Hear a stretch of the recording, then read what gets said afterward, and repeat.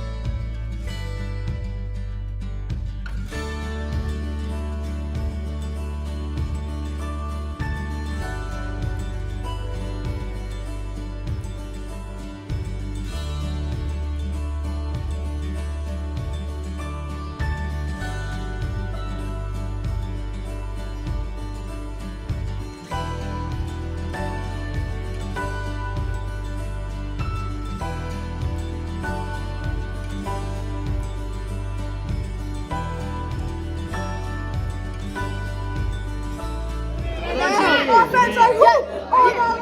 Yeshava 3, Yeshava 3. 1, 2, 3, Yeshava.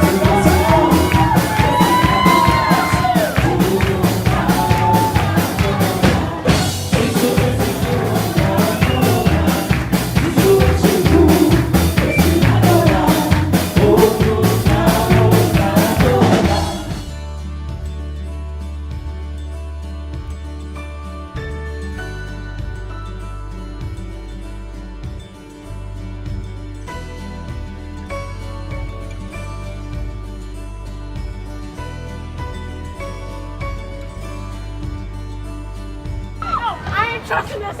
No.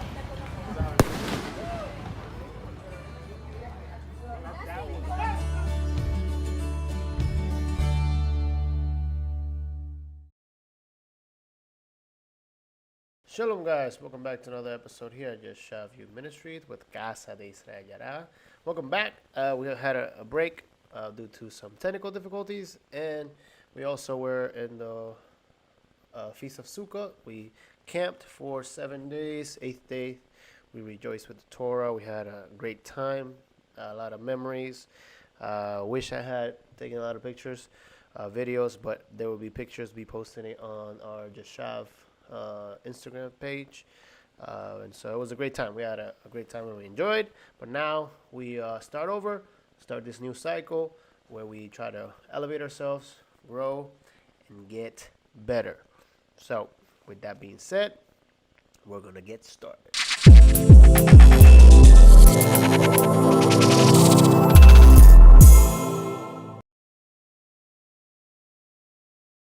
We start off with Bereshit, Genesis. In the beginning, we will focus on a different aspect of Bereshit. Last couple of years, we have spoken about ancient Near Eastern culture. We will review a little bit of that, but we will focus on something very specific from a book that I've been reading. I'm going to use a lot of information. It will be from that book. I'll put the information of the book on in the link down below. Is Creation Symbols by Matthew Pagel. I'll put it on the link. I'll show you put it on the video too. And so we will use that to set a foundation for this next cycle. See what we're trying to follow, so we can get better, grow, and solidify our faith. So let's do a Torah blessing. We'll get started. Baruch atah Adonai Hayorah, Baruch Adonai Hayorah le'olam ba'e, Baruch atah Adonai Eloheinu melech haolam, asher bahar banu mikol ha'amim, benatan lanu et Torato, Baruch atah Adonai noten haTorah. Bless Adonai who is blessed, blessed Adonai who is now and forever. Blessed are you, Adonai, our God, sovereign of the universe, who has chosen us from among the peoples and has given us the Torah. Blessed are you, Adonai, who gives the Torah. Amen. So, like I said, this week's Torah is Bereshit, and we start chapter 1, and it says, Bereshit bara Elohim et hashamayim va et haaretz va haaretz hayeta tohu babohu va toshech al pene tehom vaduha Elohim merachefet al pene hamayim vayomer Elohim yahi or vayehi or. And in English, it says the following. In the beginning, God created the heavens and the earth. The earth was formless and void, and darkness was over the surface of the deep, and the Spirit of God was moving over the surface of the waters. Then God said, let there be light, and there was light. God saw that the light was good, and God separated the light from darkness. God called the light day, and the darkness he called night. And there was evening, and there was morning, and day one. Now, we're going to go quick into this PowerPoint that I have for you guys. And we'll elaborate a little more on this subject of in the beginning. It says, so Bereshit, in the beginning, says, is in chapters 1, verse 1 through chapter 6, verse 8. Isaiah 42, verse 5, 43, verse 10 is the Haftarah portion, and Revelations 22, verses 6 through 21 is the Brit Chadashah, the New Testament portion. So, in the beginning, the question is, what do we focus on, right? The story of creation or cosmology that opens the book of Genesis differs from all other such accounts that were current among the peoples of the ancient world. Its lack of interest in the realm of heaven and its economy of words in depicting the primeval chaos or highly uncharacteristics of this genre of literature. The description in Genesis deals solely with what lies beneath the celestial realm. And still, the narration is marked by the compactness, solemnity, and dignity. There is an abundant evidence that other cosmologies once existed in Israel. Scattered allusions to prior in the prophetic, poetic, and wisdom literature of the Bible testify that a popular belief that prior to the onset of the creative process, the powers of watery chaos had been subdued by God. These mythical beings are variously designated Yam, which is sea, Nahar, which are rivers, Leviathan, which is coiled one, Rahab, arrogant one, and Tanin, dragon. There's no consensus in this fragment regarding the ultimate fate of these creatures. One version has them utterly destroyed by God, and another, the chaotic forces personalized as monsters are put under resistance by his power. Okay? And so this is what we have studied before about ancient Near Eastern mindsets and how they saw their creation narrative and how they focus on what was before creation or what happened in that realm of before creation and that chaos, and they were so distracted by how all that worked. But we're going to focus on something a little different, right? It says in the beginning, what do we focus on? Unlike modern science, right, traditional cosmology did not attempt to describe reality in terms of atoms, energy, and mechanical causality. So now we're going to direct our attention to back then they saw and they focused on chaos, Leviathan, everything before creation and how everything came to be before creation. Today we minimalize it to randomness and atoms and energy and mechanical causality. Just things happen just because. So instead of most ancient cultures perceived the world in terms of spiritual principles such as angels, demons, and mysterious sea monsters at the edge of the world. So before attempting to interpret a book like Genesis, it is important to understand why our current worldview is so different from the past. Okay? As illustrated below, scientific and traditional cosmology see reality from two completely different perspectives. In terms of its practical and material implications, and two, in terms of its higher meaning. Right? The first is the speciality of modern science, which conceptualizes all things in terms of meaningless matter and mindless causality.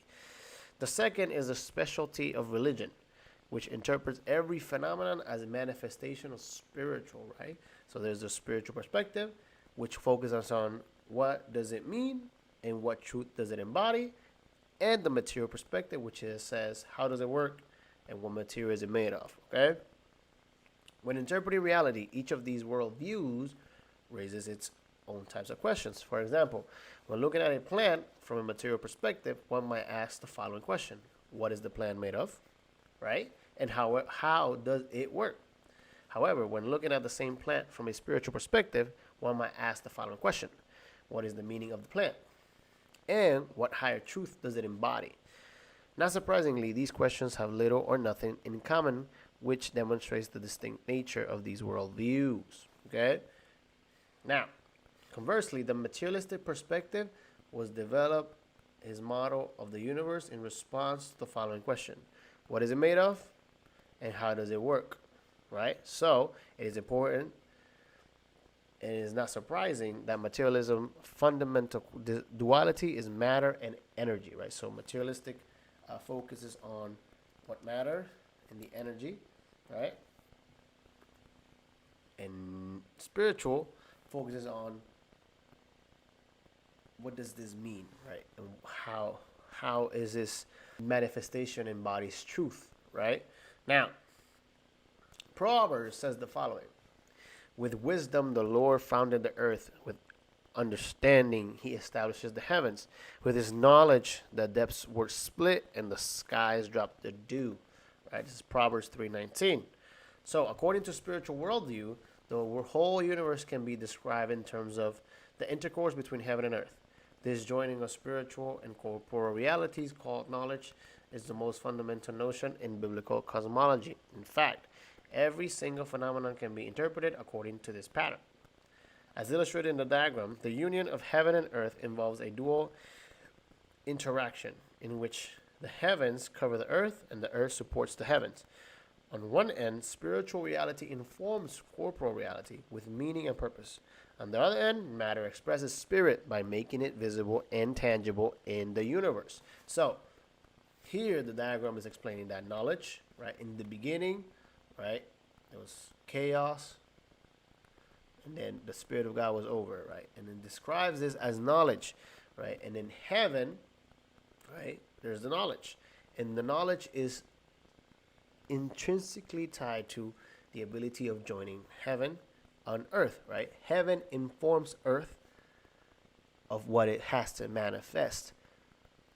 And as earth supports heaven, heaven covers it. Okay? So, heaven informs, earth manifests, it supports what heaven says, and heaven covers it, right? And in essence, it becomes balance, right?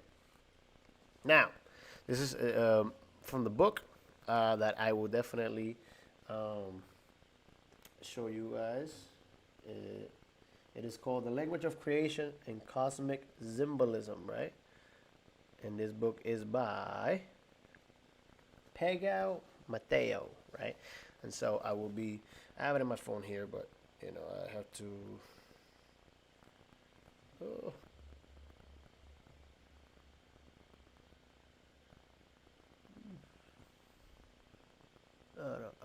I'll put the link. Now, here he says, in the beginning God created the heavens, a spiritual reality, and the earth, corporal reality. From a material perspective, the universe resembles a gigantic machine composed of meaningless matter and mindless energy. This worldview has little to do with spiritual perspective, which likens the universe to a written language, right? So divine breath becomes the word and light. In Genesis 1, verse 2, the earth was confused and meaningless. Darkness was on the face of the deep, and the breath of God hovered over the face of the waters. God said, "Let there be light," and there was light. So, from the spiritual perspective, creation is viewed as the manifestation of divine language. Therefore, to understand the book of Genesis and its ancient cosmology, we must posit a universe founded on meaning and language instead of mindless mechanical casuality. Thankfully, there is an easy way to emulate this perspective using an analogy with the written language. To fully appreciate this analogy, it is important to realize that the written words are the union of physical marks. All right? The abstract meaning, because of this union, the marks written in the word support the breath of the spoken word. The linguistic components perfectly represent the corporal and spiritual interactions discussed in the previous chapter. Right. So here he does a great way of illustrating a little bit of how the narrative of creation, you can put it into words, right? So it says heavenly meaning, right, which is the word spoken from God, and then the earthly matter responds to that, which defines itself as, like it shows here, creation, right? So let there be light, and there was light, and in that process, this, because of the light, becomes creation, right? And the same thing happens in this sentence, right? He says, "Let there be light." And on the creation, these elements start to manifest the heavenly manifestation, which is "let there be light," right? And so there's a way that he obviously describes creation itself in that moment, right? Which is very interesting because it definitely is very different than ancient cultures, right? The focus here of God is guiding us through the narrative as a function-based creation in which he himself from the heavenly realm is manifesting his design, and we support that manifestation in our actions. And as soon as we manifest that heavenly order to an extent, right?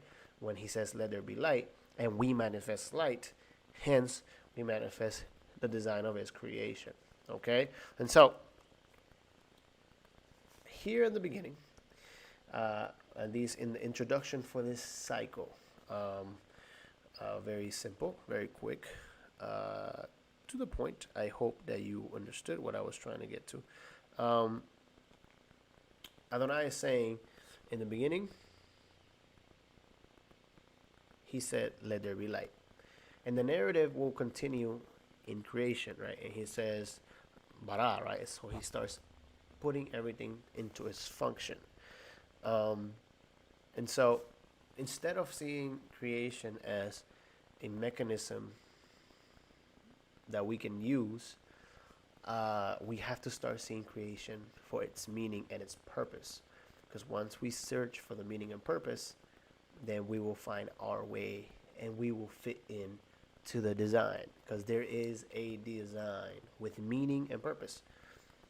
And instead of us using the creation as a mechanism, we should follow the design, search for the meaning, right? And Genesis 1:1 tells us the design and the meaning, right? And then eventually, in the Midrash, it explains that in the beginning, God created the Torah, right? Meaning the instruction, meaning the order, right? And he did. He ordered everything to function as a specific way and with a specific function and meaning. And they say that the Torah was the first thing that was made. And so we can say that the Torah helps us find meaning and find the way to the design that Adonai intended to. So as we manifest God's word, as he says through the Torah, you shall do this to represent me.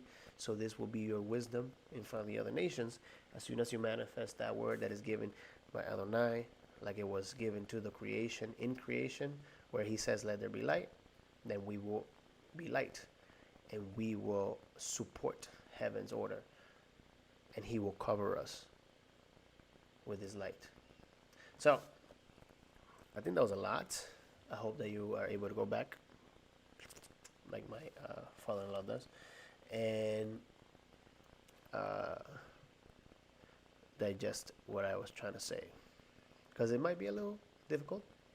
It might not. I hope it's not. And I hope I was clear. I have Sukkot vibes still. Look, I haven't shaved. I need a haircut. Struggling, guys. Just kidding. God has been good. So, have a great week. Shavua Tov. And let's have a great, great cycle. Let's get better. Let's grow. Let's honor our King. Shavua Tov. Shabbat Shalom. Thank you.